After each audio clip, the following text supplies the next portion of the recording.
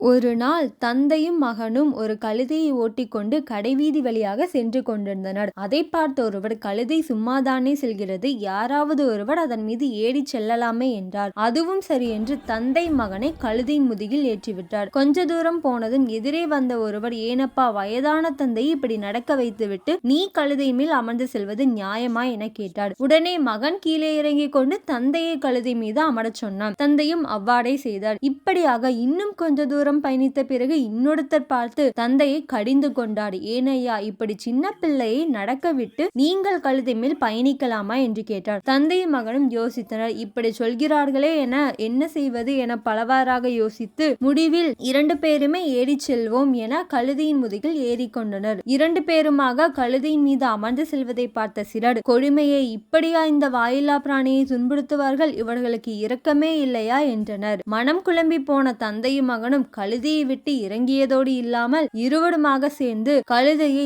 தூணை தோட சுமந்தபடியே நடக்கத் தொடங்கினர். இதை கண்டதும் அங்கிருந்தவர்கள், இப்படியுமா முட்டாள்கள் இருப்பார்கள் என கூச்சலிட்டு நகைக்கவும், அரண்டு போன கழுதை கீழே குதித்து அவர்களையும் கீழே தள்ளிவிட்டு ஓட்டமெடுத்தது. இப்படி சுயமாக சிந்தித்து முடிவெடுக்காமல் அடுத்தவர் சொல்வதை கேட்டதால் தங்களுக்கு அடிபட்டதோடு கழுதையும் ஓடி போய்விட்டதே என கவலைப்பட்டபடியே நடந்தனர். நீதி, மற்றவர்களுக்காக வாழக்கூடாது. ஒரு செயலை எப்படி செய்ய வேண்டும் என அறிந்து கொண்டு அதன்படி செய்ய வேண்டும். மற்றும் ஒரு இனிமையான கதையோடு நாங்கள் உங்களை சந்திக்கிறோம். லைக் மற்றும் சப்ஸ்கிரைப் பண்ணுங்க மக்களே. வீடியோ பார்த்த அனைவருக்கும் நன்றி.